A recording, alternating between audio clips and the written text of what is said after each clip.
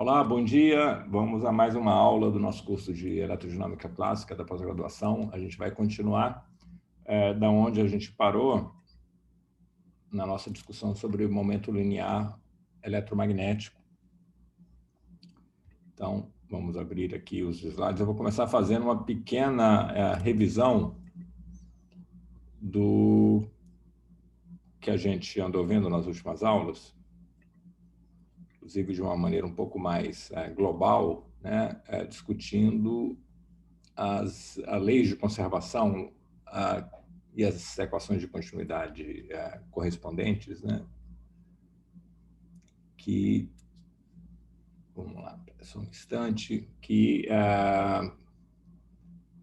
foram vistas, né, nessas últimas aulas. Então, aqui, espero que vocês estejam vendo esses slides. Então, bem lá no início do curso, né, a gente discutiu a conservação de carga e a equação de continuidade correspondente, é dada por essa equação aqui, né? Ρ é a densidade de carga, J é a densidade de fluxo de corrente. Então, o que essa equação me diz é que se a carga, se o Ρ está subindo em alguma posição do espaço, é porque tem um fluxo líquido de corrente para dentro da vizinhança desse ponto onde a carga está aumentando, né? Porque a derivada temporal da densidade de carga é o negativo da divergência da densidade de corrente. Então, para a energia, né, uma outra grandeza escalar é que eu escrevo uma lei de conservação, só que não é uma lei de conservação absoluta, tem um termo de sorvedouro, né, ao contrário da carga, né, que aqui eu tenho zero do lado direito, aqui eu tenho um termo de sorvedouro ou de criadouro de energia eletromagnética, porque a energia eletromagnética pode ser convertida em energia, em outra forma de energia e vice-versa, né? Então, é esse termo aqui, que é a potência por unidade de volume, né? E que eu transfiro do campo eletromagnético para o meio material. Então, quando esse dP sobre volume é positivo, significa que a energia do campo eletromagnético vai estar diminuindo ou talvez que eu tenha um fluxo líquido de energia para dentro desse volume onde eu estou gastando, né, essa energia, que é esse outro termo aqui, né? Divergência do vetor de Poynting, já que o vetor de Poynting é a densidade de fluxo de energia, ela vai me dizer quando ela é negativa, né, quer dizer que eu tenho um fluxo líquido de energia convergindo, né, para um certo ponto do espaço. Então, é muito semelhante à equação de continuidade para a conservação de carga, só que tem esse termo de sorvedouro, de criador de energia eletromagnética, né? Porque eu tenho essa possibilidade de converter energia eletromagnética em outra forma de energia. Mas tem a mesma forma porque tanto carga como energia são grandezas escalares. Quando eu falo de momento linear, por outro lado, o momento linear é uma grandeza vetorial. Aí essa equação de continuidade, que expressa a conservação de momento linear, ela fica com uma forma um pouco diferente, porque a densidade de energia, ao invés de ter densidade de energia um campo escalar, eu vou ter uma densidade de momento, e como o momento é um campo vetorial, essa densidade de momento linear é um campo vetorial também, esse Gzinho. E a densidade de fluxo tem que ser um tensor de segunda ordem, né? Que é o negativo do tensor das tensões de Maxwell, né? E aqui está o termo de sorvedouro, que é simplesmente a força por unidade de volume, né? Quer dizer, quando essa força eletromagnética, força de Lorentz, por unidade de volume. Quando isso é positivo, significa que eu estou tirando o momento linear, estou transferindo o momento linear do campo para o meio material, né? Novamente, repara aqui o sinal menos, exatamente como aparece aqui no termo de sorvedouro da energia, né? Esse cara aqui é chamado teorema de Poynting, né? Porque envolve aqui o vetor de Poynting. O vetor de Poynting, na verdade, ele aparece aqui, né? Ele faz esse papel também de ser a menos de um pré-fator a densidade de momento linear, o Gzinho, ele simplesmente o vetor de Poynting dividido pela velocidade da luz ao quadrado, né? Ele tem essa expressão, então ele é também paralelo a E vetor B, ou seja, ele vai estar na direção de propagação local da energia, né? Isso que essa equação está me dizendo. A direção desse momento linear que existe na vizinhança de cada ponto é paralelo e no mesmo sentido da direção local de propagação de energia, que é o significado do S, né? Tá tá certo? Aquilo que a gente estava discutindo na nossa reunião presencial de ontem. E a direção do fluxo do momento linear também, né? Tá certo? Então, esse tensor das tensões que aparece aqui vai ser um tensor simétrico, como vocês comentaram na nossa reunião de ontem. E, embora num tensor, em geral, né, essas duas direções podem ser independentes, né, a direção do fluxo e a direção da grandeza que está fluindo, no caso de ondas eletromagnéticas, né, e repare que eu vou ter outras situações, por exemplo, na eletrostática, em que eu não estou falando de ondas eletromagnéticas, mas quando eu falo de ondas eletromagnéticas, esse tensor, essas duas direções, né, que definem o tensor, tendem a coincidir, e isso está ligado ao fato desse tensor ser um tensor simétrico. Ele aqui está escrito na forma diádica, eu posso escrever também como uma matriz 3x3, né, onde I e J vão representar os componentes cartesianos, x, y e z, é um tensor cartesiano, né? E todas essas expressões são quadráticas. No campo dá claramente aqui para ver que ele é simétrico, né? Quando eu troco I por J, não muda nada.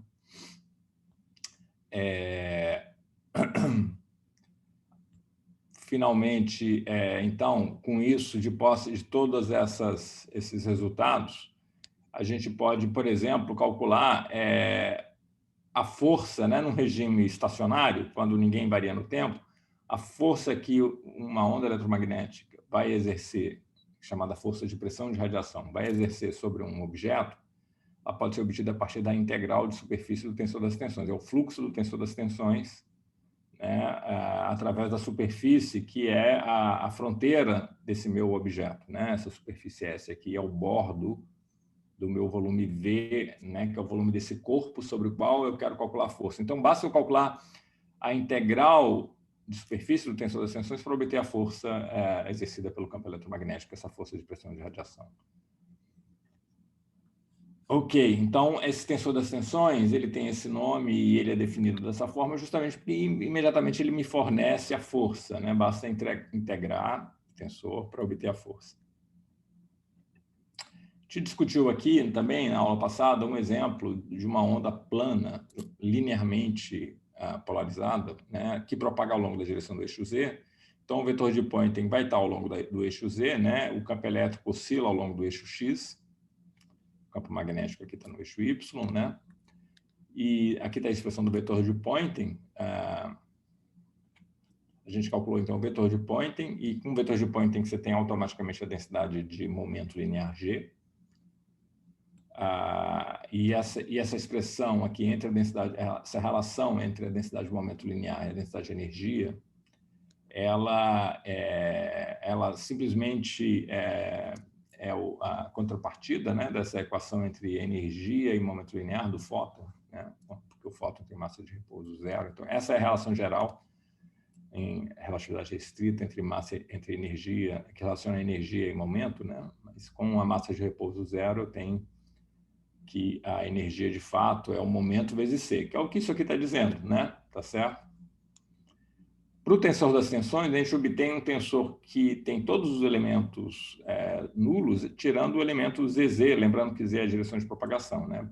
Por quê? Né? Porque o momento linear está ao longo da direção do eixo Z e propaga ao longo da direção do eixo Z, e é transferido ao longo e flui ao longo da direção do eixo Z. Portanto, Z e Z, né? Repetido. E eu posso relacionar esse TZZ novamente com a densidade de momento linear, né? Com isso, agora que eu vejo na novidade aqui da aula de hoje, a gente consegue calcular a força, por exemplo, que uma onda eletromagnética plana, linearmente polarizada ao longo da direção X, exerce sobre um material, por exemplo, vamos supor que esse é um material absorvedor, opaco, né, que vai absorver sem refletir, né? Vamos desprezar aqui a reflexão por esse objeto, vamos supor que por alguma razão eu não tenha reflexão, que toda a luz seja absorvida, né? Então é o caso em que eu maximizo a transferência de energia, tá bom? É quando toda a luz que chega aqui, toda essa energia eletromagnética, nada é refletido, toda ela é absorvida, né?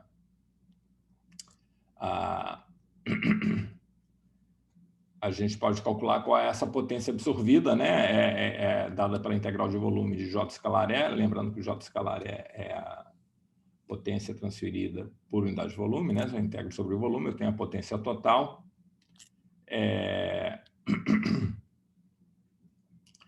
Que, pelo teorema de Poynting, né? Como eu estou num regime estacionário, tem que ser também dado pelo fluxo, né, do vetor de Poynting para dentro, né, que é o negativo do fluxo para fora, né? Esse fluxo aqui é para fora, esse dA é um vetorzinho apontando aqui no sentido negativo do eixo Z. Então, isso que está aqui, incluindo o sinal menos, é o fluxo de energia para dentro do volume. Esse fluxo para dentro, fluxo de energia por unidade de dentro para dentro, tem que ser igual à potência que eu estou transferindo, a energia por unidade de tempo que eu transfiro para esse objeto. Que nesse caso aqui é muito fácil calcular esse fluxo, né? Isso aqui é uniforme ao longo da superfície. Então, só para fora da integral, eu tenho simplesmente a área vezes a componente Z do vetor de Poynting, né?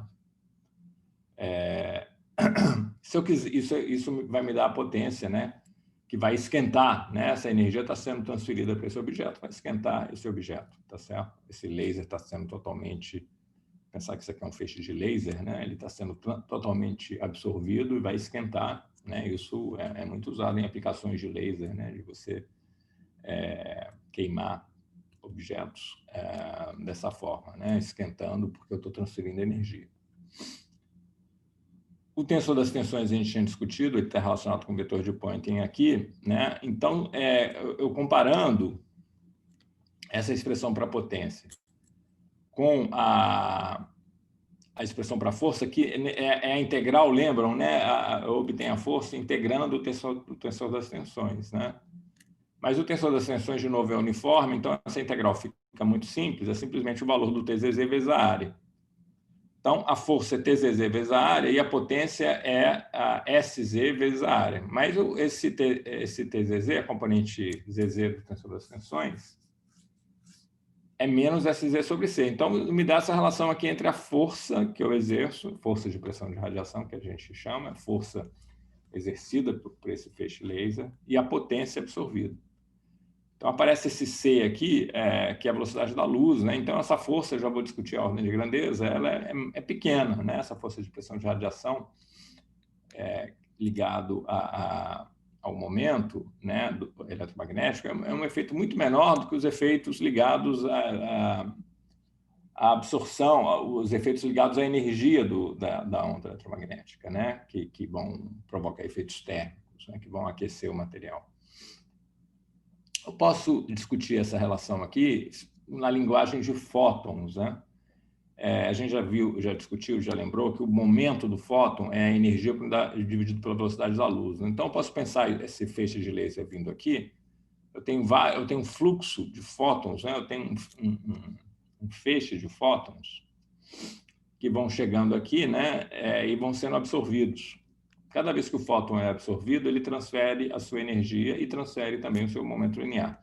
Ao transferir essa energia, né, eu vou contribuir aqui para a potência absorvida, esse P, né, que está aqui. Mas ele transfere também momento, contribuindo, então, para a força. Então,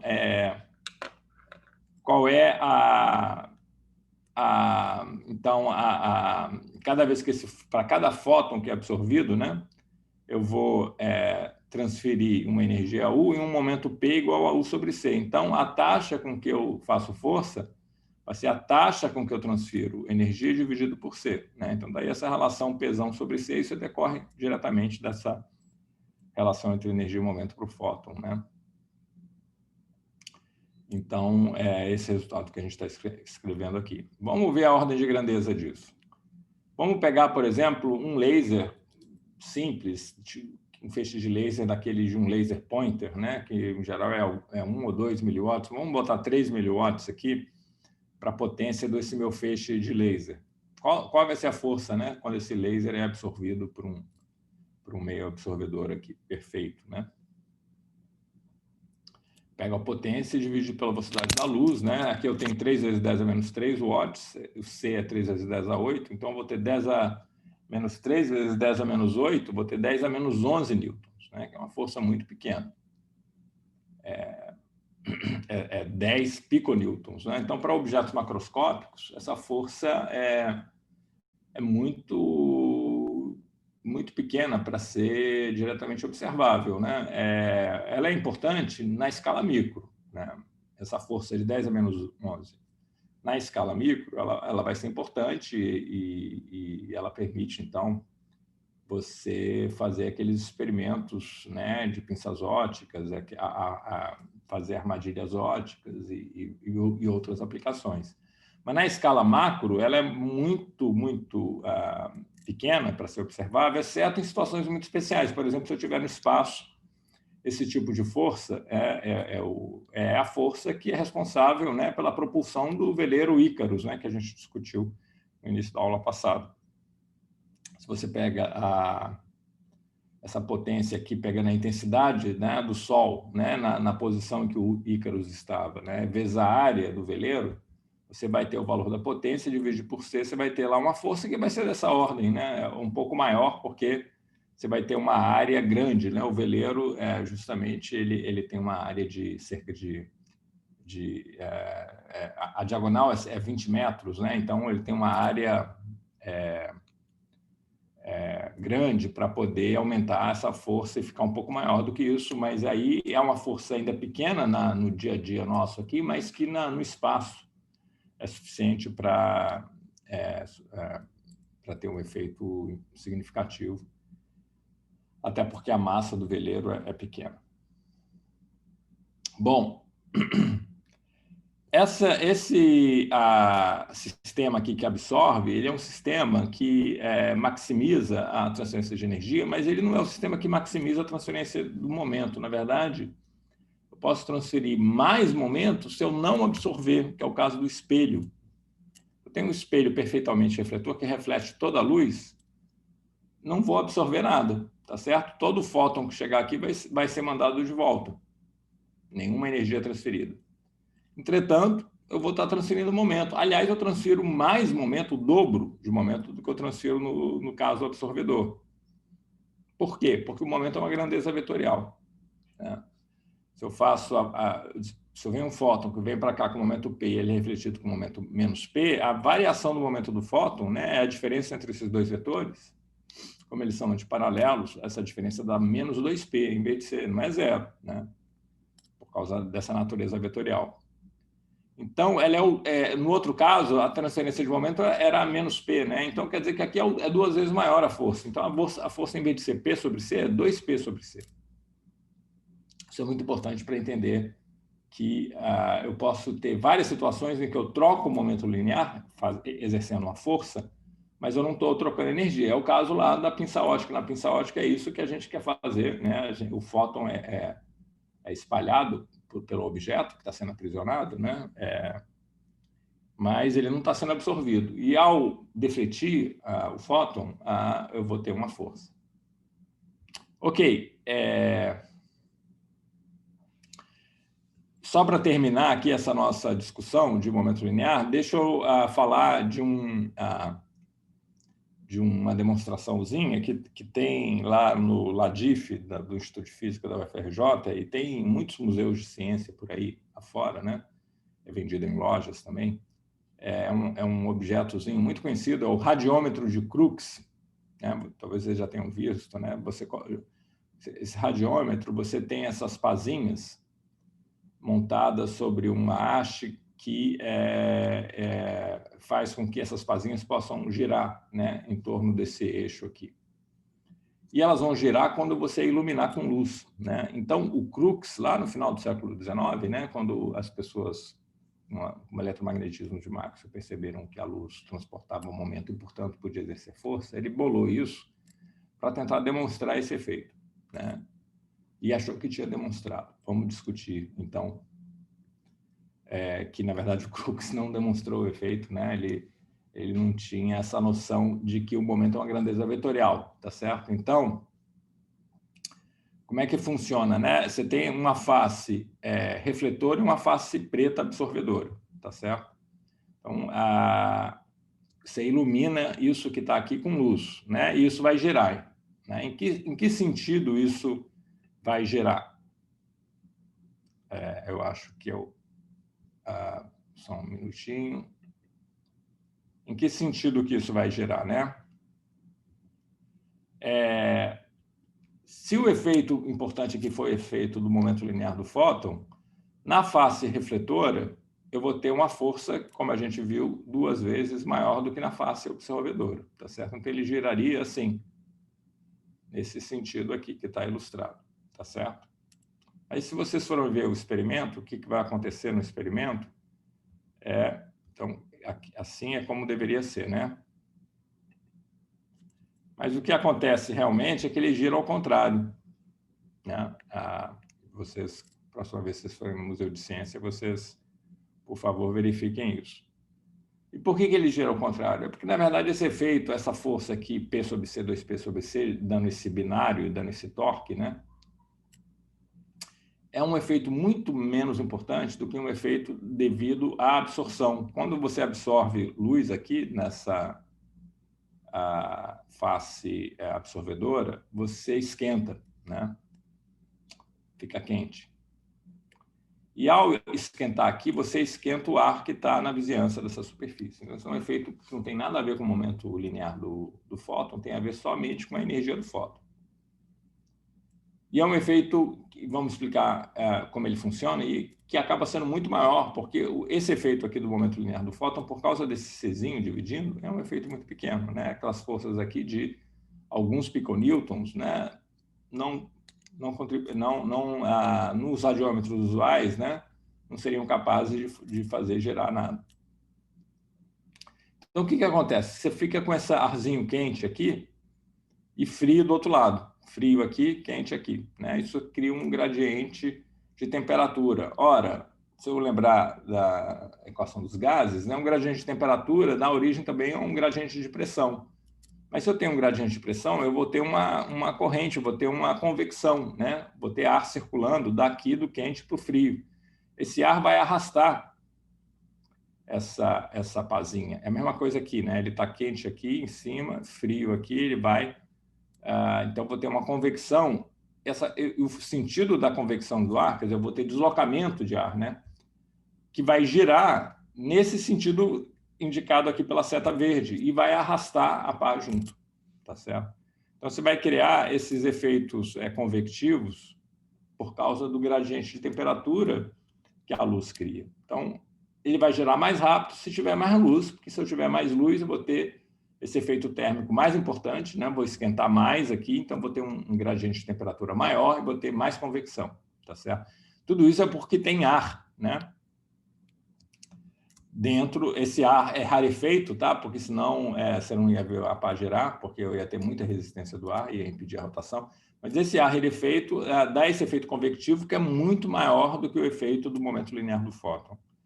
Então, é claro que se eu tivesse um vácuo ultra bom, né? O que não é o caso de nenhum desses radiômetros simples e baratos que vocês encontram nos museus, né? Esse efeito eventualmente ia desaparecer também. E aí, se eu tivesse um sistema mecânico ultra sensível, talvez eu pudesse ver isso, mas eu nunca vi, nunca soube de nenhum radiômetro feito nessas condições, né? Capaz de girar no sentido do efeito do momento linear. Na prática, é muito difícil, porque esse torque que resulta do momento linear, né? Com essas forças aí muito pequenininhas, né? É muito pequeno, tá certo? Então, você tem que ter um sistema de rotação ali muito sensível, né? Para coisas muito pequenas. Bom, é isso. Essa aula aqui eu vou fazer uma aula mais curta para vocês poderem se dedicar mais a concluir a lista 2, né? E a gente pode discutir o conteúdo dessa aula curta e a lista 2 no nosso próximo encontro amanhã. Então, vou ficar por aqui. Nos vemos amanhã, então. Tchau.